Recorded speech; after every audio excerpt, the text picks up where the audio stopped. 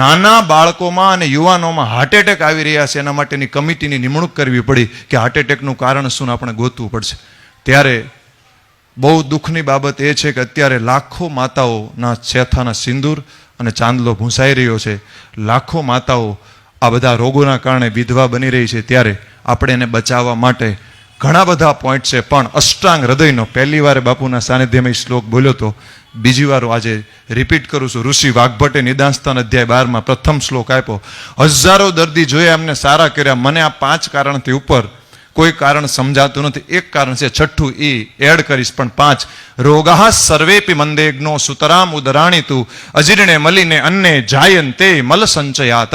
અહીંયા જેટલા લોકો બેઠા એને શરીરમાં ભાવથી ઉપર જઈને પરમાત્માની ભક્તિ માટે, શરીરને સારું રાખવા માટે ચિત્તમાં આવ્યા વાત લેવાની છે. ત્યારે પહેલું દરેકે પેરામીટર કરવાનું છે. શું કરવાનું છે? પોતાની પાચન શક્તિને પાવરફુલ રાખવાની છે. રોગાહ સર્વેપી મંદેગ્નો, એની નિશાની એ છે કે સવારમાં જાગીને 2 જ મિનિટમાં ઝાડો સાફ આવવો જોઈએ. જો 2 મિનિટમાં ઝાડો સાફ નથી આવતો તો એલર્ટ બની જાઓ, ભવિષ્યમાં મોટી બીમારી આવશે. બીજી વસ્તુ, સુતરામ ઉદરાણી તું, માથું ઠંડુ રહેવું જોઈએ, પગ ગરમ રહેવો જોઈએ, છાતી બહાર પેટનું આવવું જોઈએ. પહેલી વાર જ્યારે બાપુની સમક્ષ આ વાત કરી, બાપુએ તરત જ ધોળાવીરા કથામાં વાત યાદ કરી હતી અને વાસણભાઈને હાસ્યમાં કીધું હતું કે માથું ઠંડુ રહેવું જોઈએ, પગ ગરમ રહેવા જોઈએ, છાતી બહાર પેટ ન આવવું જોઈએ, મગજ શાંત, પગ પરિશ્રમશીલ અને અહીંથી સીધું રહેવું જોઈએ. જેટલા લોકો બેઠા એને ટેસ્ટ કરવાનો છે, ચટ્ટાર બેસી જાઓ, બધા આપણે ટેસ્ટિંગ કરી લઈએ. ચાલો, મારું આ છાતીનું હાડકું છે, હું અહીંથી આમ કરું છું, જો આ 4 આંગળ અંદર છે. ચાલો બધા ટેસ્ટ કરો, જેટલાને બહાર હોય બધા હાથ ઊંચો કરો. ઓકે, ચાલો નીચે. હવે તમે બધા આજે મગજમાં એક ગાંઠ બાંધી ગયો, તમે બીમાર છો, તમે બીમાર છો, તમે બીમાર છો. હવે તમારે પેટ અંદર લેવાનું છે. એના માટે શું કરવાનું નેક્સ્ટમાં આવશે. ત્રીજો રિપોર્ટ, અજીર્ણ એટલે એસિડિટી, ગેસ અને કબજિયાત. વાવાઝોડું આવે પણ ઝાડું આખું હલી જાય, ક્યાંય રિપોર્ટમાં વાયુ ન આવે. સિટી સ્કેન, MRI, પેટ સ્કેન, એન્જિયોગ્રાફી, એક પણ રિપોર્ટમાં વાયુ ન આવે. અચાનક ક્યારે હાર્ટ એટેક આવતો નથી. પહેલા અપાન વાયુ બગડે, પછી પ્રાણ બગડે, સમાન બગડે, પછી હૃદય બસ્તીને શિર 3 મર્મ બગડે અને પછી એટેક આવે. આપને વાયુ નથી જોતા એટલે આપણે કહીએ અચાનક એટેક આવ્યો, અચાનક એટેક આવ્યો નથી. દરેક રોગનું મૂળ છે વાયુ. પિત્તમ પંગુ, કફમ પંગુ, પંગવો મલધાતવ, વાયુના યત્ર ગચ્છતિ તત્ર વર્ષતિ મેઘવત. એટલે એસિડિટી, ગેસ, કબજિયાત કોઈને હોય તો એલર્ટ થઈ જઈને મટાડવું પડશે. ચોથું, મલીને અન્ય ઝેરયુક્ત ખોરાક. આજથી 50 વર્ષ પહેલા બધા રોગો ઓછા હતા અને અત્યારે રોગ વધ્યા છે. એનું સીધું સાદું સરળ કારણ છે, આપણા વડીલો બુદ્ધિ વગરના હતા, કારણ કે દેશી બાજરાનો રોટલો ખાતા હતા.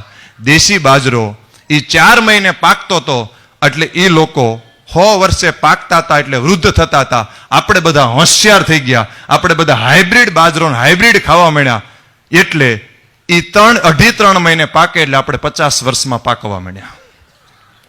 ફરીવાર આપણે આપણું આયુષ્ય વધારવું હશે તો પ્રાકૃતિક દેશી ભોજન તરફ જવું જોઈએ. બાજરો દેશી, ઘઉં દેશી, ગાય દેશી, દૂધ દેશી, દવા દેશી, જેટલું થાય એટલું દેશીનો પ્રયાસ કરવો પડશે. છેલ્લું છે મલ સંચય, ઝાડો, પેશાબ, પરસેવો અને માતાઓ બહેનોમાં માસિક ધર્મના માધ્યમથી શરીરનો કચરો બહાર નીકળવો જરૂરી છે. જો આપણે કચરો આ સમયાંતરે બહાર નથી કાઢતા તો આપણે બીમાર પડીએ છીએ. આ 4 કારણ. અને 5મું કારણ જે સ્તુતિ કરી, રાગાદિ રોગાન સતતાન અનુસક્તાન અશેષકાય પ્રસુતાન અશેષા ઉત્સુક્ય આસક્તિ મોહા અરતિ દાન જગાનમ યો પૂર્વ વૈદ્યાય નમોસ્તુ તસ્ય. આપ દરેક રોગનો નાશ કરનાર આ માનસિક રજો અને તમોગુણ જે છે એ રોગનું મુખ્ય કારણ છે. અને એના વેદ અહીંયા બેઠા છે, એમના ચરણોમાં ફરીવાર વંદન કરું છું. આ દવા અમારી પાસે નથી હોતી, એ દવા અહીંયા છે. એટલે આજે મને કથામાં બાપુની કથા ઘણીવાર જોઈતી, પણ આજે પહેલી વાર એ ઉર્જાનો અનુભવ કર્યો ત્યારે મને લાગ્યું કે મારે ઘણી કથામાં મોડું થઈ ગયું, પણ એક વેદના જવાબદારી કારણે આવી નથી શક્યો. પણ આજે બહુ મોટી ટ્રીટમેન્ટ થઈ રહી છે, બહુ મોટી ટ્રીટમેન્ટ, એવું મને આજે કથામાં ફિલિંગ થયું. અદભુત મોટી ટ્રીટમેન્ટ સમાજ. નકર કેટલાય લોકો હાર્ટ એટેક, બીપી, ડાયાબિટીસથી મૃત્યુ પામે. ત્યારે આ 5 કારણ છે. હવે એનું સોલ્યુશન શું કરવું એના બહુ સ્પષ્ટ સરળતાથી જવાબ આપું છું. આ સીધું જ આચરણમાં મૂકી દેજો તમે, એટલે એનું સોલ્યુશન થઈ જશે. સૌથી પહેલું, પાણીને ખાવું અને ભોજનને પીવું. પાણીને ખાવું, ભોજનને પીવું. આજથી જેટલા લોકો બેઠા ધર્મના કામમાં ઢીલને આજે હાંસતી તે જમવા બેસો ત્યારે ભગવાનને યાદ કરી એક મંત્ર બોલવાનો. જીભને કહેવાનું બેન 32 વાર, દાંતને કહેવાનું ભાઈ 32 વાર, ચાવવાનું છે.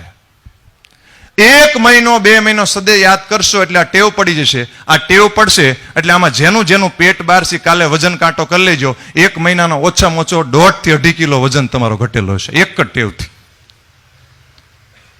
લોકો ભૂખ્યા રહે, વજન ઘટી જાય, જમવાનું ચાલુ કરે, ડબલ વધી જાય, અંદરની સિસ્ટમ સુધારતા નથી એટલે પરમેનન્ટ સોલ્યુશન થતું નથી. આ પહેલી પાચન શક્તિ સુધારવાનો સરળ રસ્તો, પાણીને 5 વાર 10 વાર 15 વાર 20 વાર જેટલું થાય એટલું ચાવી ચાવીને લેવાનું અને ભોજનને પીવું. પાણીને ખાવું, ભોજનને પીવું, 32 વાર હલાવવાનું. મનુષ્યના લાળમાં અમૃત તત્વ છે પણ સમુદ્ર મંથન કરતા નથી એટલે અમૃતની પ્રાપ્તિ આપને થતી નથી. પછીનો ઈલાજ, એન્જિનમાં ઓઇલ સારું હોય તો એન્જિનના સ્પેર પાર્ટ સારા રહે, એન્જિનની એવરેજ સારી રહે, એન્જિન ધુવાડા ન કાઢે. હાર્ટ એટેક આવો ને પેરાલિસિસ થવું એ એન્જિન ધુવાડા, અને કેન્સર થવું એટલે એન્જિનમાં પંચર પડી ગયું. હાંધા ઘસાઈ જવા એ એન્જિન ચોંટી ગયું, એના સ્પેર પાર્ટ ઘસાઈ ગયા. અને એવરેજ ઘટવી એટલે આયુષ્ય ઘટવી. આયુર્વેદની દ્રષ્ટિએ વઘારમાં મોણમાં ઉત્તમ હોય તો દેશી ગાઉ માતાનું વલોણાનું ઘી છે, એ ન હોય તો કાળા તલ, એ ન હોય તો પૂર્બિયા તલ ને છેલ્લી બાકી તલનું તેલ, કાંઈ ન હોય તો છેલ્લી બાકી આયુર્વેદમાં નથી પણ દેશી ઘાણીનું સિંગ તેલ. કેમ? કારણ કે અત્યારે આપણે રિફાઇન્ડ અને ડબલ રિફાઇન્ડ તેલ ખાઈ રહ્યા છે, એના કારણે એના ફેટી એસિડ અને પ્રોટીન્સ બધા ખેંચાઈ જાય એટલે આખી જાન તૈયાર થાય. પણ વરાજા ન હોય તો વરાજા વગરનું જાન જેવા તેલ ખાઈ છે એટલે આપણા સ્પેર પાર્ટ ઘસાઈ ગયા. આપણે તેલ બદલાવતા નથી, આપણે સાંધો બદલાવા જાય છે. મારી પાસે કોઈ પણ દર્દી ઘસારો આવે ને એટલે પહેલા હું કહું કે તલના તેલની વ્યવસ્થા હોય તો જ મારી પાસે દવા લેજો. અને એ લે એટલે 50 થી 60% તો એમનામ સારું થઈ જાય. તેલ બદલાવ આપ સૌને મારી પ્રાર્થના છે. અત્યારે જે હાર્ટ એટેક ને પેરાલિસિસના રોગ વધ્યા છે, તમારામાંથી જેનું કોલેસ્ટ્રોલ વધારે હોય, ખાલી તમે સાયન્ટિફિક ડેટા માંગતા તો ડેટાના સ્વરૂપમાં આપું. તમે કાલે લિપિડ પ્રોફાઇલ ટેસ્ટ કરી નાખો, ખાલી દેશી ઘાણીનું તલનું તેલ ને ગાયનું શુદ્ધ ઘી ચાલુ કરો, 6 મહિનામાં 90% લિપિડ પ્રોફાઇલ નોર્મલ હશે. આ તાકાત છે આપણા ઋષિઓના વિજ્ઞાની. તસ્માત ભિષગ્ભી આહારો મહાભેષ જે મુચ્યતે, તેલ, રિફાઇન્ડ તેલ નહીં. પછીનું કારણ છે અનાજ. અનાજમાં નાનો અમથો ચેન્જીસ કરવાની જરૂર છે. ઘઉં લ્યો તો 1 વર્ષ જૂના, ચોખા લ્યો તો પોલિશ કર્યા વગરના. એની કરતા શાસ્ત્રમાં કીધું છે ઉત્તમ શ્રેષ્ઠ જવ, બાર્લી. જવ 3 ભાગ જવ અને 1 ભાગ મગ અને 2 થી 5% આમળા ઉત્તમમાં ઉત્તમ થાય. આ શાસ્ત્ર ચરક સંહિતામાં અત્યારના જે રોગો છે, ડાયાબિટીસ, બીપી, હૃદયરોગ, કોલેસ્ટ્રોલ, થાઇરોઇડ, સમતાને અટકાવવા માટેનો બહુ શ્રેષ્ઠ ઉપાય છે. 3 ભાગ જવ, 1 ભાગ મગ અને 2 થી 5% આમળા.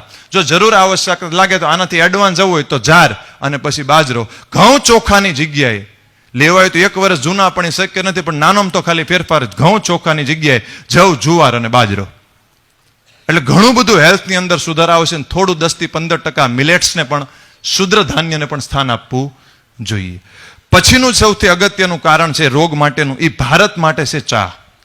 આપણા શાસ્ત્રમાં સવારે નયણા કોઠે રસાયણ લેવાનું કીધેલું છે. રસાયણ એટલે શરીરમાંથી કચરો બધો બહાર કાઢે, શરીરને નવું બનાવે અને એનો સત્વગુણ વધારે, આધ્યાત્મિકમાં મદદ કરે. રસાયણ એમ મહર્ષિણામ દેવાનામ અમૃતમ યથા સુદેવ ઉત્તમમ નાગાનામ ભેષજ્યમ ઇદમસ્તુ તે. ઋષિઓ માટે રસાયણ હોય છે. આધ્યાત્મિક પથ પર ચાલનારા લોકોએ પ્રાતઃકાળે જાગી અને રસાયણ લેવું જોઈએ. ત્યારે અશ્વિની કુમાર ભગવાને ચવન ઋષિની સાધના માટે ચવનપ્રાશ બનાવીને આપ્યો હતો. એનું મુખ્ય કન્ટેન્ટ હતું આમળા. આપણે બધું ન કરી શકીએ. ચરક સંહિતામાં રસાયણ પાદ પહેલો આપ્યો છે, અભિયા આમલકી રસાયણ પાદ 1. મારા ખીચામાં 24 કલાક હોય ગમે ત્યારે, જો આ આમળાના કટકા છે ને હરડે છે. કારણ કે પ્રશસ્તામ ઔષધિમ ધાર્ય, દિવ્ય ઔષધિ આપણી આસપાસ હોવી જોઈએ. આટલું બધું આપને ખબર ન પડે. ખાલી 2 જ મેડિસિન યાદ રાખો, એક હરડે અને એક આંબળા. આ બંને દિવ્ય રસાયણ છે, અમૃતરૂપી રસાયણ છે. તો એને કઈ રીતે ઉપયોગ કરવાનો? આંબળાને અત્યારે બજારમાં ચાલુ થઈ ગઈ, કાચા આવશે ને ઉપયોગ ન કરતા 1 મહિના જાન્યુઆરી પછી પરફેક્ટ આવશે. આંબળાને કટિંગ કરીને સુકવણી કરીને રાખવાનો, એનો પાવડર કરીને લેવાનો.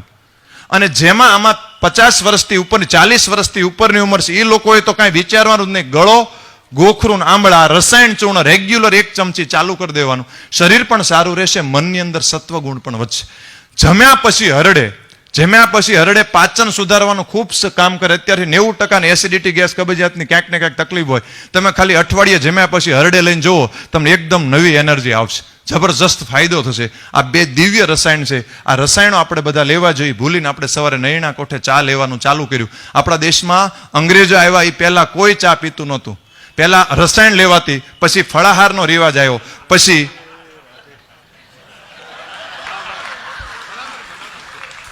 કેમ બધા દાંત કાઢ્યા?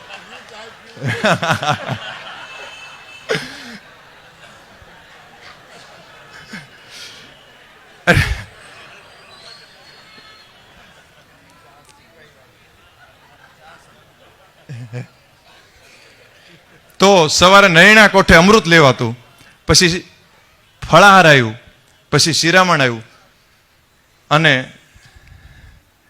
પછી અંગ્રેજ આવ્યા, પછી ચા આવી.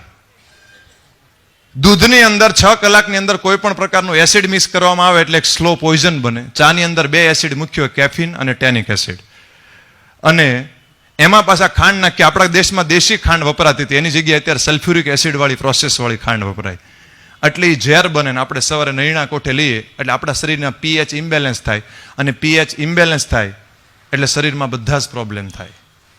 ત્યારે મેં બાપુના જીવનશૈલી વિશે જ્યારે પૂછ્યું ત્યારે બાપુએ મને એવું જાણવા મળ્યું કે બાપુ સવારમાં બાજરાનો રોટલો ને દહીં ખાય છે, એટલે શિરામણ ખાય છે. સ્વાસ્થ્યનું એક બહુ જ મોટું કારણ છે શિરામણ. એટલે અહીંયાથી જેટલા લોકો ચા પીવે છે એ લોકો પ્રયાસ કરો કે આજથી શિરામણ કરો, શિરામણથી એડવાન્સ ફળાહાર કરો, ફળાહારથી એડવાન્સ ચવનપ્રાશ લ્યો અથવા આમળા લ્યો. અને એમ શક્ય ન હોય તો એક સરસ મજાનો ઈલાજ બતાવું છું. તમે કહો સાહેબ ચા બંધ કર્યું તો મહેમાનને શું કરશું? એનો બહુ સરસ ઈલાજ છે મેથીની કોફી. એકદમ સસ્તી, એકદમ સારી, ટેસ્ટી અને હેલ્ધી અને ભારતીય પીણું.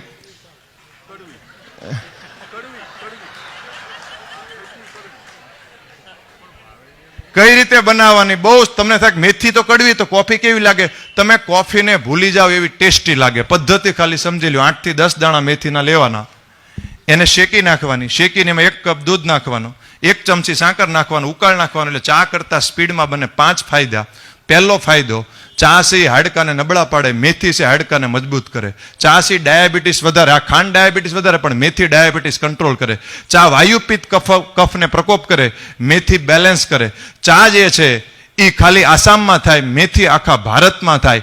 ચા છે એ વિદેશી પીણું છે, મેથી દેશી પીણું છે. ના છેલ્લી બાબત કહું, તમે કોઈને કહેતાની કાનમાં કહું છું, ચા 400 રૂપિયાની કિલો, મેથી 80 રૂપિયાની કિલો. એટલે અહીંયા આટલા બધા લોકો બેઠા છે, બાપુના આશીર્વાદ છે. અને હવે માયાભાઈ તો વારંવાર બધાને મેથીના બ્રાન્ડ એમ્બેસેડર બની, રાજભા ગઢવીને બધા લોકો આવે, જેટલા કે બધા ખૂબ સારો પ્રચાર કરે છે. લોક ભારતી સણોસરાના અરુણભાઈ વારંવાર તમને યાદ કરીને કે બાપુ અમને મેથીની કોફી પાય, ત્યારે તમને યાદ કર્યા. ત્યારે આપ સૌને મારી પ્રાર્થના છે કે પ્રયાસ કરજો, જેટલું થાય એટલું ચા છોડી અને મેથીની કોફી થાય. હવે આટલા બતાવ્યા પછી મુખ્ય ઈલાજ મેં તમને બતાવ્યો કે પાણીને ખાવું, ભોજનને પીવું, દહીં દૂધની જવ જુવાર અને બાજરાને ભાર દેવો, ઘઉં ચોખા ન લેવું, ચાની જગ્યાએ મેથીની કોફી લેવું, આંબળા અને હરડેનો ઉપયોગ કરવો. 2 ઔષધિ બતાવું છું, કારણ કે ઔષધિ વૈદ્યને પૂછ્યા વગર, પ્રકૃતિ જાણ્યા વગર બધા માટે અલગ અલગ થાય. પણ આ તો બધા લઈ શકે, દરેક લોકો ચાલુ કરવાનો અનુભવ અવશ્ય થશે, શાસ્ત્ર પ્રમાણિત છે. પહેલી ઔષધિ છે ત્રિફળા, અને બીજી ઔષધિ છે રસાયણ. ત્રિફળા અને રસાયણ. રસાયણ ખાલી પેટે, એના ઘણી બધી વિધિ છે, પણ એક વિધિ. અને ત્રિફળા જમ્યા પછી રસાયણમાં 3 ઔષધિ છે. એક છે ગળો, બીજી છે ગોખરું, અને ત્રીજી છે આંબળા. જેની 40 વર્ષની ઉંમર થઈ ગઈ એ લોકો તો અવશ્ય કાલથી રસાયણ ચાલુ કરજો. અને હરડે, બેહડા અને આંબળા આ શાસ્ત્રમાં દિવ્ય રસાયણ આપેલા છે. હરિતકે આમલકી પંચરસામ અલવણામ શિવામ દોષ્યાનો લોમની લધ્વી વિદ્યા દીપનીમ પાચનીમ આયુષકમ પૌષ્ટિકીમ ધન્યામ વયસ્થાપનીમ પરામ બુદ્ધિ ઇન્દ્રિયમ બલપ્રદામ સર્વ રોગ પ્રશમનીમ ચ. એમાં હરડે અને આંબળાની બંનેના મેરેજ થાય, શેડા શેડી બાંધવામાં આવે એટલે બેહડા, એટલે કે હરડે, બેહડા અને આંબળા આ ત્રિફળા રસાયણ લેવું જોઈએ. છેલ્લી બાબત કહું છું, ઘણી બધી બાબત છે, તમને ગમશે, પણ 5 મિનિટમાં મારે જેટલું થાય એટલું મારાથી પૂર્ણ કરવાનું હતું. એટલે છેલ્લી બાબત આપ સૌને અવશ્ય હું કહું છું, આ મારો અનુભવ છે. આવનારા સમયમાં કદાચ સાયન્સ આની દિશામાં રિસર્ચ કરશે, મહેનત કરશે. બાપુને વિનય કર્યો કે બાપુ આપ જેવા મહાપુરુષ, સિદ્ધ પુરુષ અમારી નજીક હોય, તલગાજડા તળાજા એટલે હાવ નજીક ગણાય એમ, ત્યાંથી તમે નીકળતા હોય તો મારો એક સ્વાર્થ છે કે ત્યાં તમારા પગલાં પડી જાય તો આ શરીરને, આત્મામાં અને મનમાં, સૂક્ષ્મ શરીરમાં, સમગ્ર ચેતનામાં હજારો દિવ્ય આત્માઓ સમાહિત છે. તો મારો સ્વાર્થ એ છે કાંઈ જેટલા દર્દી આવે ને એનું રિઝલ્ટ વધી જાય. બાપુએ આ વિનયને સ્વીકાર્યો. અષ્ટાંગ આયુર્વેદ ધામ તળાજામ આવ્યા. બાપુ પછીનો અનુભવ, ચરક સંહિતાનો રેફરન્સ મને યાદ આવ્યો. એમાં લખ્યું છે જપ હોમ પ્રદાનેન કથા શ્રવણેન ચ સાધુ નામ દર્શનેન શીઘ્રાત જ્વરાદિ વિમુચ્યતે. ત્યારથી મેં જોયું કે કેન્સરના દર્દીના રિઝલ્ટ, ડાયાબિટીસ, જે રોગમાં પ્રારબ્ધ કર્મજન્ય વ્યાધિ હતા એ બધા જ રોગ અને સામાન્ય દર્દીના રોગમાં પણ બહુ જ મોટો સુધારો આવ્યો. આવનારા સમયમાં સાયન્સ આમાં પણ સંશોધન કરશે કે એક બુદ્ધ પુરુષ, એક સિદ્ધ પુરુષના કોઈ જગ્યા ઉપર પગલા પડે, માણસના રોગ પણ મટવા મળે છે. કાલે આવ્યો ત્યારે બાપુ વારંવાર વાત કરે કે તમે વાત કરો, હું ગમે ત્યારે કહીએ ત્યારે, પણ કાલે મેં બાપુને વિનય કર્યો કે, અને બાપુ કે અવશ્ય સાહેબ તમે કાલ આવજો અને બધાને વાત કરજો. આમાંય મારો એક સ્વાર્થ હતો. સ્વાર્થ એ હતો કે એટલા બધા લોકો જ્યારે કથામાં જોયું ત્યારે બધા માળા ભજતા હોય, ભગવાનનું ભજન કરે, અને એક વેદ તરીકે બધા કે સાહેબ મને આ તકલીફ છે, આ તકલીફ છે, આ તકલીફ છે, આ તકલીફ છે. તો જે કાંઈ થાય એ શરીરની પીડા ઓછી થાય અને ઈશ્વર અભિમુખ મન બને, એ પવિત્ર ભાવ સાથે આજે આપ સૌના દર્શન થયા, બાપુના આશીર્વાદ પ્રાપ્ત થયા, એ મારું પરમ સૌભાગ્ય માનું છું. સમયની પાબંદી હતી, પણ એક પત્રિકા અમે અષ્ટાંગ આયુર્વેદ ધામમાં બધાને આપીએ છીએ, જિંદગીભર કેમ તંદુરસ્ત રહેવું. એ પત્રિકા તમે જ્યારે બહાર જાઓ ત્યારે તમને ત્યાંથી બધાને મળી જશે. એમ બધું જ આ લખ્યું છે.